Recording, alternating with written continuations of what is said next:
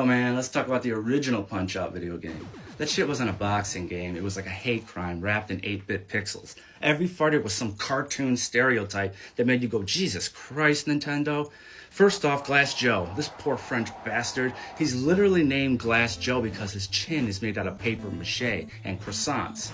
Dude had a 1 in 99 record. Who the fuck gave him that one win? Probably a toddler with carpal tunnel. Glass Joe's the kind of guy who gets a nosebleed blowing out birthday candles. That's not a boxer, that's a baguette with gloves as far as I'm concerned. And then you move on to Von Kaiser, the angry German guy with a mustache. He looks like a substitute teacher who screams when the kids don't climb the rope. He's supposed to be a professional boxer, but fights like he's trying to return a bratwurst at Costco. It's unbelievable. And then, oh my God, Piston Honda, straight out of Japan, screaming, Banzai! Every time he punches, Nintendo really said, fuck it, let's just make him a sushi menu with fists. Bro's eyebrows were bigger than his entire personality. Every fight with him looked like he was trying to headbutt a hibachi grill.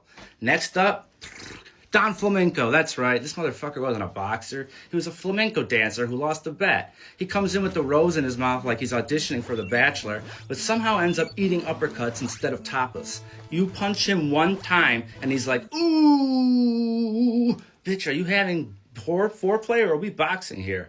Then you got King Hippo. Jesus Christ, this guy was built like a melting popsicle. The only way to knock his ass out was to punch him in his fat belly until his pants fell down. That's not a boss fight. That's a fucking Jenny Craig ad. Who's training him? Really? Golden Corral? And then the Great Tiger, the magical Indian dude with a turban who would teleport. Nintendo just went like, yeah, fuck realism. Give him a Harry Potter power. And then how the fuck is this little Mac supposed to beat David Copperfield with boxing gloves? That's not a fight, that's immigration paperwork. Now the big boys, Bald Bull, sounds tough as hell. He looks like your uncle who drinks motor oil and calls it whiskey. His signature move was literally charging headfirst like a drunk rhino. Like, congratulations, you're not a boxer, you're an Uber driver in Istanbul. And then finally, Mike fucking Tyson. The original boss. This wasn't a video game. This was Nintendo saying, hey kids, want to have PTSD? Tyson would knock your ass out in 3 seconds flat. If you blinked, you were already in the hospital with Glass Joe holding your IV bag. No tutorial, no mercy, just straight prison yard beatdown.